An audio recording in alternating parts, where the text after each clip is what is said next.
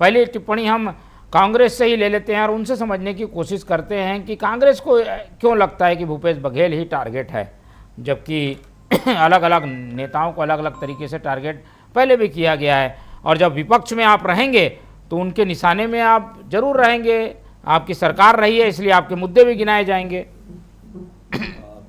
बहुत ठीक बात कही मोहन जी आपने जैसे इस सवाल का जवाब तो अपने ही वक्तव्य में दिया कि लगातार जैसे कि पिछले 2.5 साल में जब से बीजेपी की सरकार छत्तीसगढ़ में बनी है तो लगातार भूपेश बघेल जी, उनके परिवार, उनके बेटे की बात कह लीजिए, उनके परिवार के अन्य सदस्यों की बात कह लीजिए या आसपास के जितने उनके सहयोगी थे उनकी भी बात कह लीजिए, लगातार उनके ऊपर टारगेट करके कार्रवाइयां तो की गई हैं, ये सर्वविदित है। और आज कहीं ना कहीं आप देखिए कि कोई भी बीजेपी नेता के पास, आप वरिष्ठ पत्रकार हैं मोहन जी, आप जब भी जाते हैं बाइट जो होती है नॉर्मली, जो सुबह की बाइट होती है, मुझे लगता है कि बीजेपी नेताओं से जो लेते हैं आप लोग, उसमें भूपेश बघेल जी के नाम जुड़ा ना हो या उनसे संबंधित कोई विषय वो बोले ना, ऐसा जनरली होता नहीं है।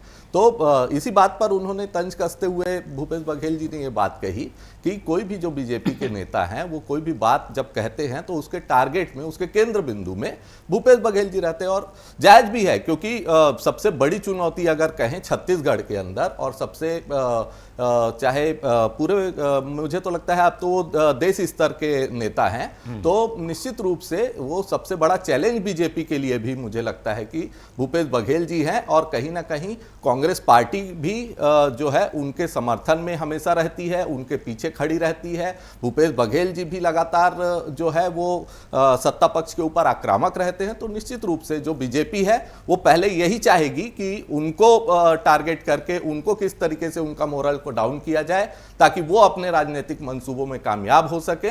तो इस वजह से मुझे लगता है कि भूपेश बघेल जी ने ये टिप्पणी की है। उनकी सरकार रही है, मुख्यमंत्री वो रहे हैं, इसलिए उनकी बात होती है। उनको ऐसा क्यों लगता है कि टारगेट किया जा रहा है? भाई जिनकी सरकार रही है उसी के बारे में तो चर्चा होगी। निश्चित रूप से वो होनी भी चाहिए और ये तो अच्छी भी बात है कि होती रहे और बीजेपी के लिए चिंता बनी रहे। लेकिन जब होता है कि ये जो पूरी जो बातचीत होती है वो निराधार होती है और एक राजनीतिक बयानबाजी बस रह जाती है, तब वहां पर बात आती है मोहन जी इस तरीके की। क्योंकि आप देखिएगा कि बीजेपी के लोग लगातार जो पूर्व मुख्यमंत्री आदरणीय भूपेश बघेल जी के ऊपर आरोप लगाते रहे हैं, लेकिन इन्हीं की जो एजेंसियां हैं, सीबीआई, ईडी की जब जांच रिपोर्ट आती है या फिर जब वो चालान प्रस्तुत करते हैं तो कहीं पर भी उनका नाम नहीं आता है। तो कुल मिलाकर के ये जो पूरी की पूरी जो बात होती है वो सिर्फ और सिर्फ राजनीतिक रह जाती है, उसमें कोई तथ्य नहीं आता है। इस वजह से ये बातें उठती है।